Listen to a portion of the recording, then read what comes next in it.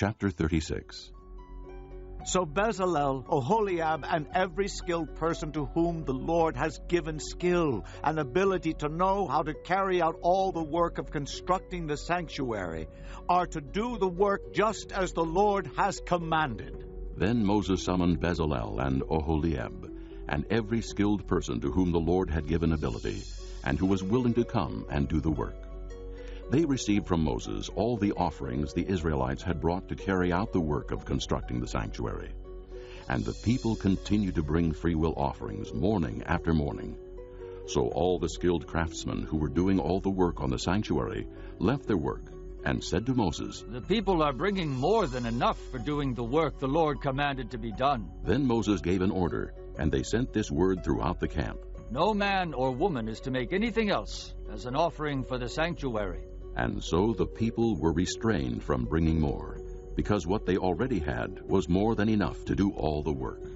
All the skilled men among the workmen made the tabernacle with 10 curtains of finely twisted linen and blue, purple, and scarlet yarn, with cherubim worked into them by a skilled craftsman.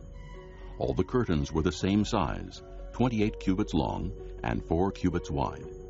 They joined 5 of the curtains together and did the same with the other 5. Then they made loops of blue material along the edge of the end curtain in one set, and the same was done with the end curtain in the other set. They also made 50 loops on one curtain, and 50 loops on the end curtain of the other set, with the loops opposite each other. Then they made 50 gold clasps, and used them to fasten the 2 sets of curtains together, so that the tabernacle was a unit. They made curtains of goat hair for the tent over the tabernacle, 11 altogether. All 11 curtains were the same size, 30 cubits long and 4 cubits wide. They joined 5 of the curtains into one set, and the other 6 into another set. Then they made 50 loops along the edge of the end curtain in one set, and also along the edge of the end curtain in the other set. They made 50 bronze clasps to fasten the tent together as a unit. Then they made for the tent a covering of ram skins dyed red, and over that a covering of hides of sea cows. They made upright frames of acacia wood for the tabernacle.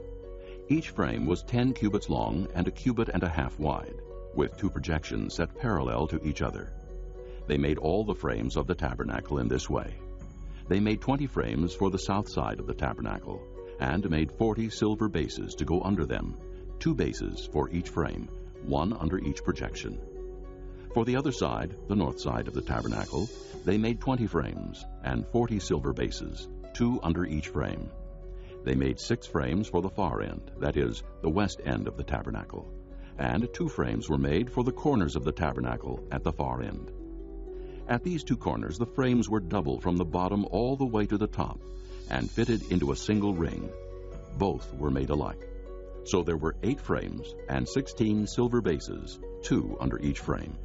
They also made crossbars of acacia wood, 5 for the frames on one side of the tabernacle, 5 for those on the other side, and 5 for the frames on the west at the far end of the tabernacle.